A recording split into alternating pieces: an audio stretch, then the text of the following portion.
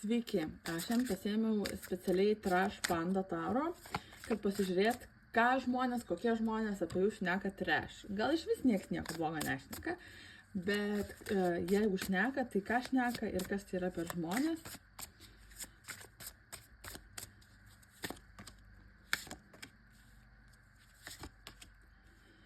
Žmonės, šneka apie jų žmonės, bet tie žmonės, kurie nori su jumis naujos pradžios.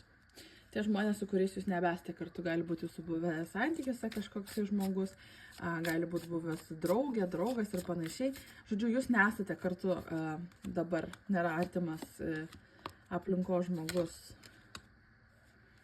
Šneka ne vieną, šneka keliese, susitinka, pašneka keliese, apšneka jūs.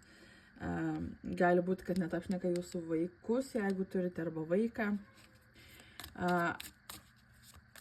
Problema yra ta, kad tie žmonės sako, mes nebeturim prieimo prie jo arba jos energijos. Sako, kartojasi apkalbos. Tai reiškia, kad tie žmonės šneka apie tos pačius dalykus, kuriuos jau žinojo apie jūs, iki kol jūs nutraukėte viską, iki tol, kol jūs atsiskyrėte.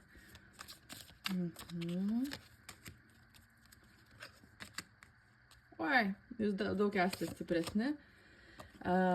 Nebijokite tų apkalbų, tegul kalba, visiškai tos apkalbos jūsų nepaveiks, jūs žiūrite į priekį, planuojate savo gyvenimą, jums tas planavimas pavyks, tiesiog jums pavyks stengtis pasidaryti tai, ko jūs norite, nebijokite planuoti, viskas greitai pasisuks jūsų naudą.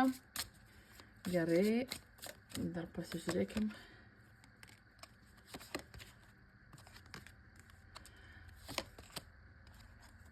Labai svarbu, kad jūs nukirstumėt bet kokią prieigą, kad tas žmogus neturėtų prieigos prie jūsų kažkokios informacijos, prie jūsų kažkokių socialinių tinklų.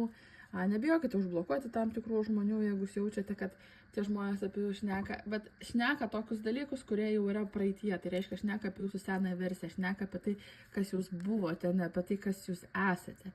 Tai va, neturi naujo kažkokio peno apkalbom. Tai tos šnekėjimas greitai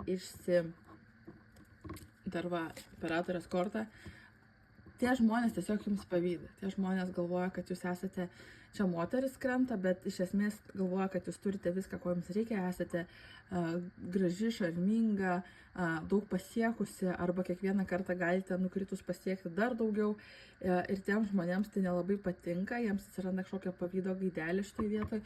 Ir šneka vėl kartelį pasikartos, kad tai, ką jau senai žinojo. Tai reiškia, kad su tai žmonėmis neturite jokio kontakto, jie nieko nežino naujo apie jūs ir tiesiog tos pačias plokštelės leidžia ir nieko naujo. Tai tiesiog judėkite į priekį, planuokite savo gyvenimą ir nekreipkite to žmonių dėmesio.